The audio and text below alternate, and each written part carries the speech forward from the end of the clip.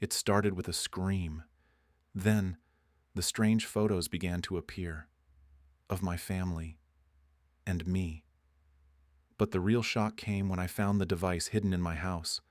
They were watching us, but I wasn't the only one they were watching, and now I'm not sure who to trust anymore. It all started with a noise. Not just any noise, a scream. I was brushing my teeth one night around 11:30 p.m. when I heard it through the bathroom wall. A woman's voice, high-pitched, frantic, shouting, "Don't touch me!" It came from next door, from Amy and Dylan's place. We've lived beside them for 3 years. They were the perfect couple.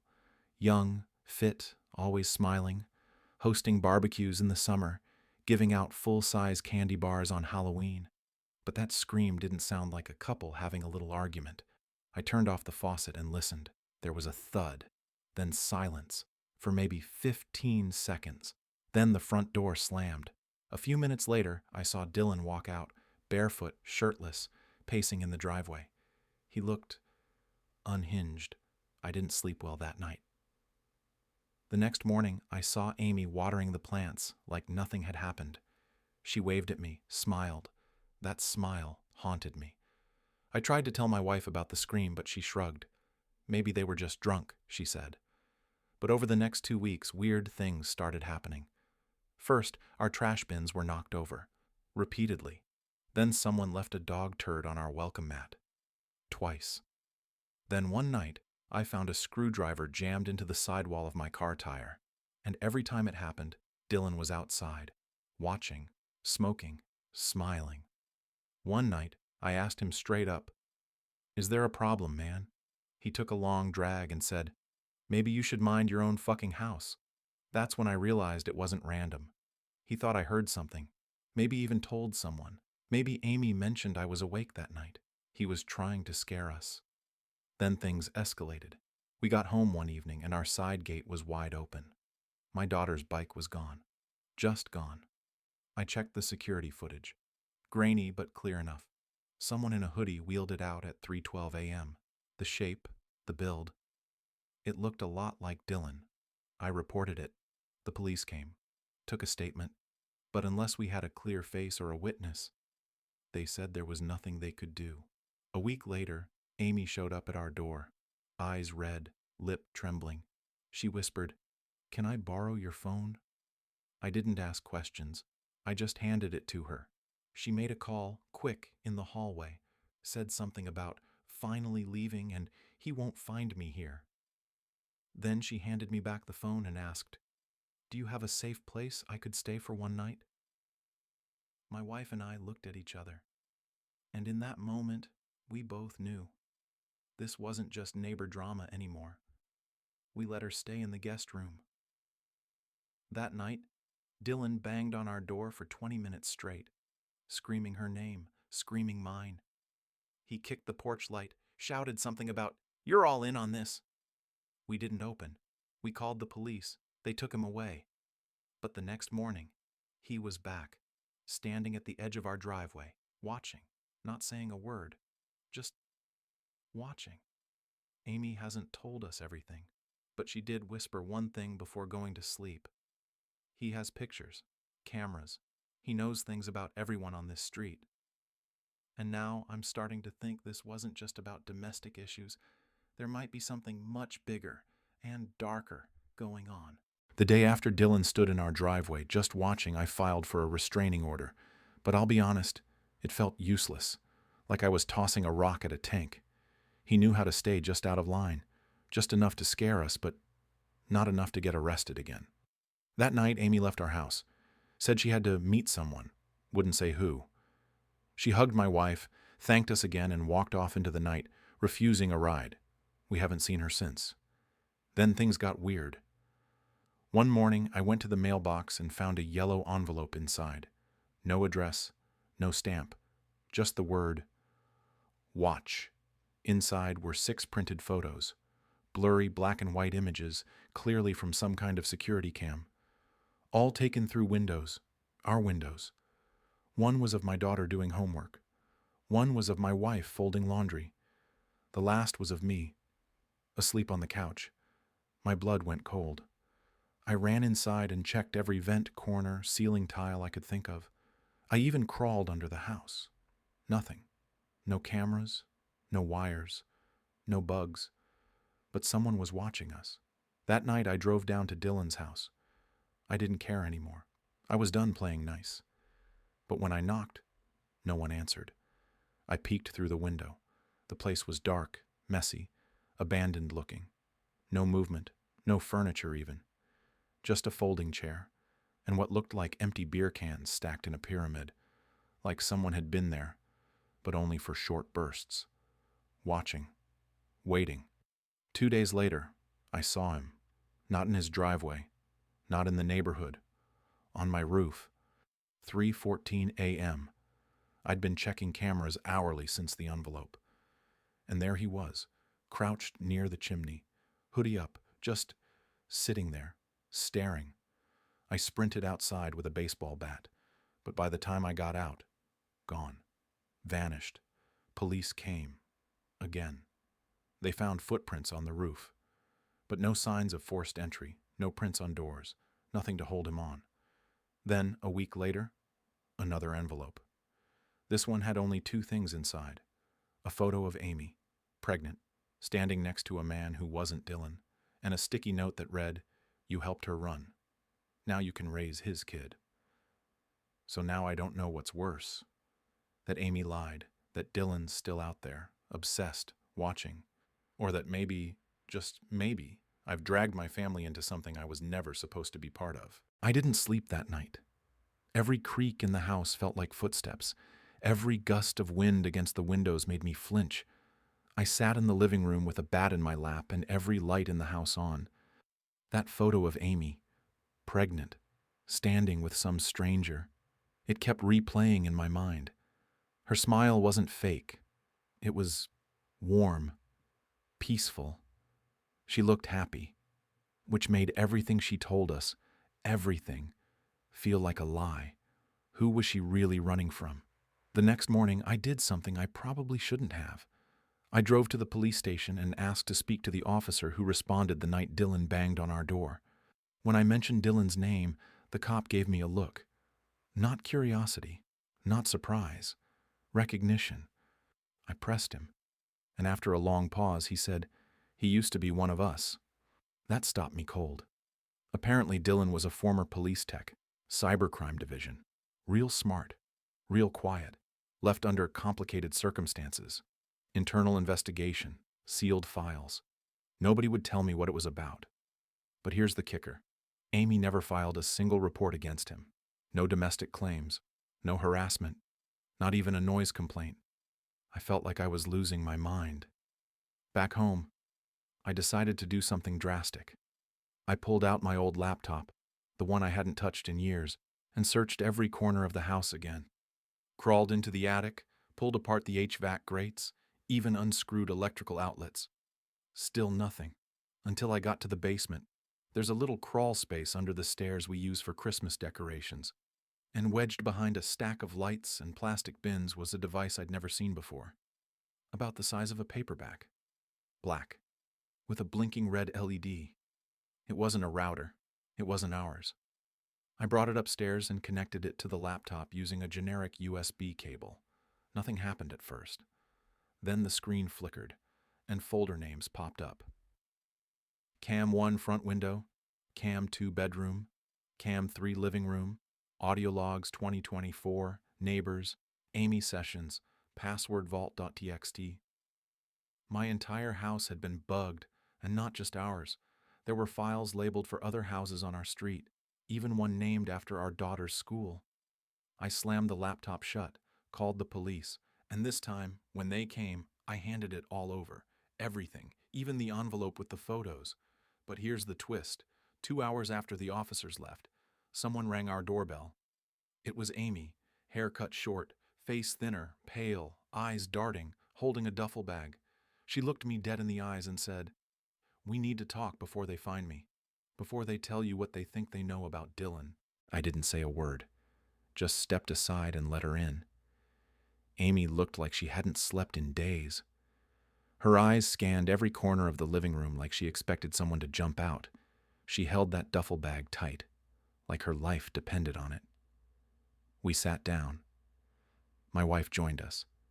Nobody spoke at first. Then Amy broke the silence. "You gave them the hard drive, didn't you?" I nodded. Her jaw clenched. "Then it's too late." She dropped the bag on the coffee table and unzipped it.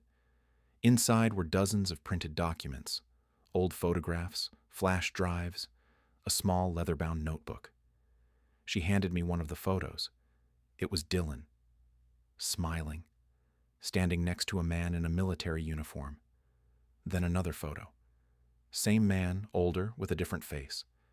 Then the notebook, filled with names, addresses, dates, and symbols. "What is this?" I asked. "It's what Dylan was investigating before everything fell apart." Amy sat back, staring at her hands.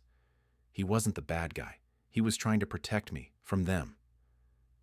I didn't know what she meant by them, but the way she said it, low, shaken, like even speaking about it was dangerous, made the hairs on my neck stand up.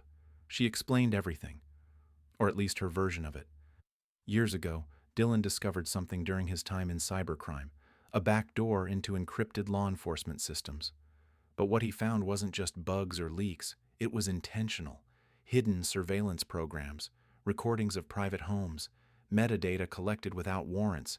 He said it was too big, bigger than the department, bigger than the city. He tried to blow the whistle. But the higher he went, the faster doors closed. So he went rogue, started copying files, distributing them through dead drops and hidden forums. That's when everything went south. He was blackballed, then let go quietly. That's also when Amy came into the picture.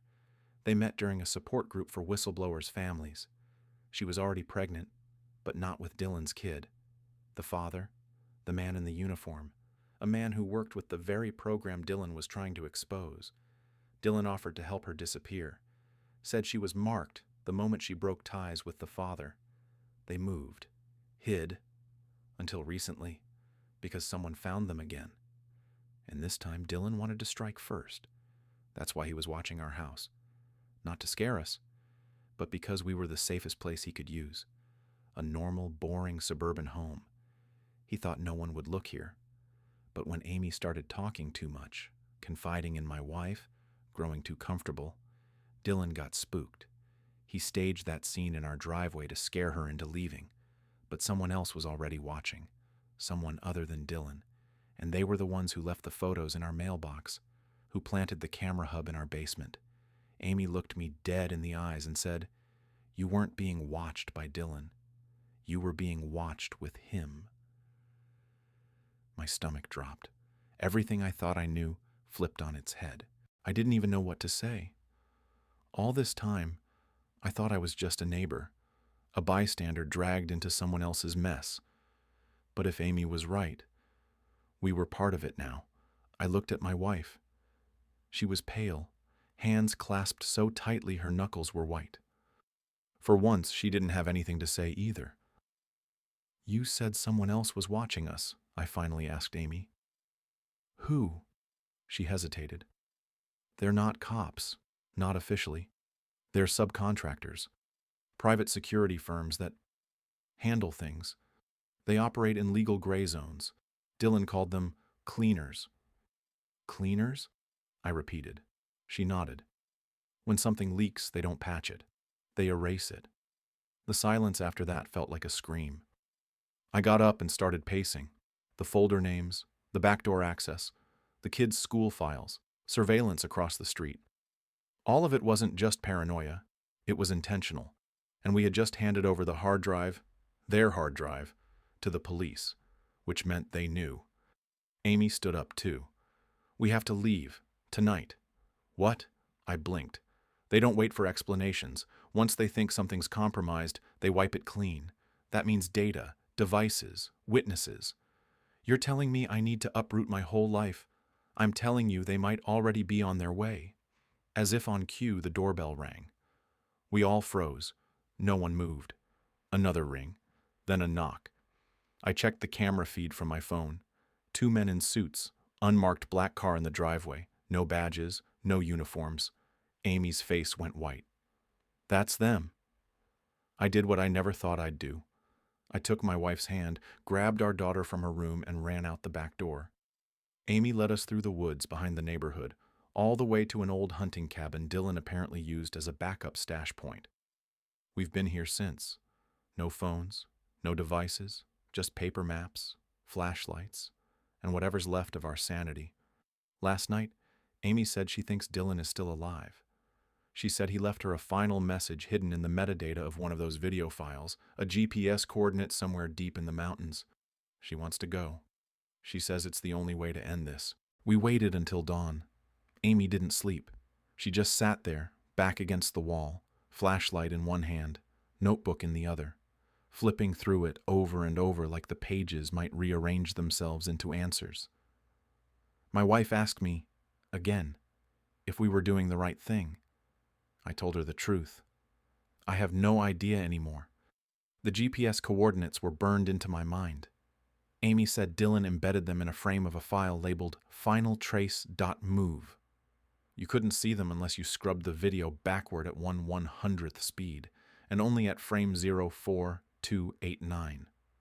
That kind of hiding meant one thing. He knew they'd come looking, and he wanted someone to find him, but only if they were smart or desperate enough. By mid-morning, we made the call. We were going. We packed what little we had, burner phones, copies of Dylan's notebook, trail food, flashlights. We told our daughter we were going on an adventure. She smiled. She didn't understand, and I was glad for that. We drove 3 hours north, wound through a dirt road barely wider than the car itself, and then we saw it. A rusted gate.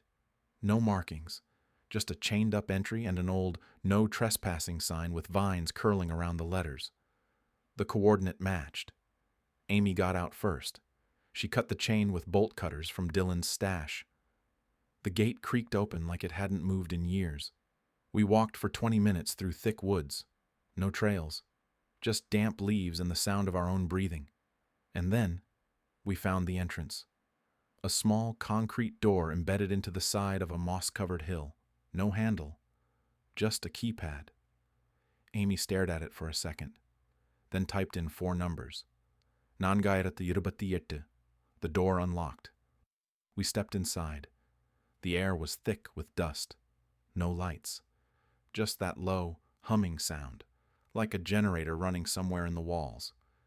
We followed the corridor, past broken monitors, old surveillance equipment, filing cabinets labeled with codes like SYN-7 and NEST-ECHO. Then, at the very end, a single light bulb swinging over a desk, and on that desk, a monitor still running. It flickered with static, then froze on an image, a live feed, of our house, from the inside, from the attic. Amy screamed. My wife covered our daughter's eyes. I just stood there, frozen. They never left, I whispered. Amy slammed her hand on the desk, switching the feed. Another room, another family, different house, different city, more feeds, dozens, hundreds, all being watched, in real time, from this bunker. That's when the screen turned blue, and a single message appeared. "Welcome back, Dylan." And then, a voice came through the intercom. "You shouldn't have brought them here." We didn't speak for a long time. Just drove. No music, no talking. Just the sound of tires rolling across asphalt and the occasional buzz of a highway light flickering overhead. My wife was holding our daughter like she might float away if she let go. Amy sat in the back, knees pulled up to her chest, soaked jeans still clinging to her skin, eyes red and distant. I couldn't tell if she was shaking from cold or something else. I didn't know where I was going. Just away, as far as we could get from that mountain, from the smoke still trailing behind us, from what we left, or who we left, behind. Eventually, we crossed state lines. The car was almost out of gas. Found a cheap motel on a lonely strip of road in the middle of nowhere. Cracked sign, one buzzing light, front desk clerk who didn't ask a single question. We checked in under fake names. Didn't even unpack. We just collapsed. Amy cried in the shower for an hour. My wife sat on the floor holding our daughter, whispering little things to her like nothing had happened, like she hadn't seen her husband nearly lose it in a concrete bunker designed to disappear people. And me? I sat on the edge of the bed holding the tablet Dylan gave me. It felt heavy. Not physically, but like something radioactive. Something that hummed with danger, even when it wasn't turned on. There were names in it. Faces, files, videos, records, logs, coordinates. Evidence of a network that went deeper than anything I'd ever imagined. Not just us. Not just our neighborhood. There were dozens, maybe hundreds, of families listed. People being watched, monitored, flagged. Some were politicians. Some were activists. Some were just unlucky. And worst of all, some had already vanished. Entire records marked with a red closed tag. Final notes like asset neutralized or reassigned to external facility. I closed the file, turned the screen off, held my head in my hands and tried to remember what normal felt like. I couldn't. That night, after everyone had fallen asleep, I left the motel room and walked 3 blocks to a gas station. There was a payphone outside. It looked like it hadn't worked in years, but it did. I dialed a number I remembered from one of Dylan's files. Not a journalist, not a cop, a contact, someone he'd labeled fail-safe. The line picked up after 3 rings. A woman's voice, calm, no greeting. I said just one thing. "It's done. Dylan's gone. I have the files." She replied instantly. "Location?" I gave her the address of an empty bus depot 20 miles from the motel. "Midnight drop. 1 chance," she said. "After that, you vanish." Then the line went dead. At midnight, I drove out there alone, left the tablet sealed in a plastic case, hidden behind a vending machine. No one was around. No one followed me. But I still felt eyes. Like the system Dylan tried to burn wasn't entirely dead, just wounded. By the time I got back, Amy was waiting outside the motel. She didn't say anything, just nodded, quietly, like she knew, like he told her this might happen someday. We stayed another day, then left, burned our IDs, changed our plates, bought a used car off a guy who didn't care about paperwork. We started over in a small town 3 states away, population barely 3,000, no cameras on every corner, no strange vans, no odd clicks on our phone line. Sometimes it almost feels like peace, but not quite. Because late at night, when the house creaks or a car parks across the street for too long, I feel it. That pulse of paranoia. That sense that the game isn't over.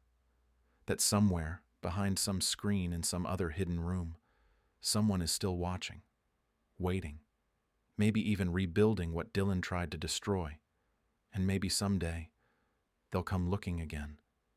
But until then, we stay quiet, we live, and we remember the man who died to give us that chance.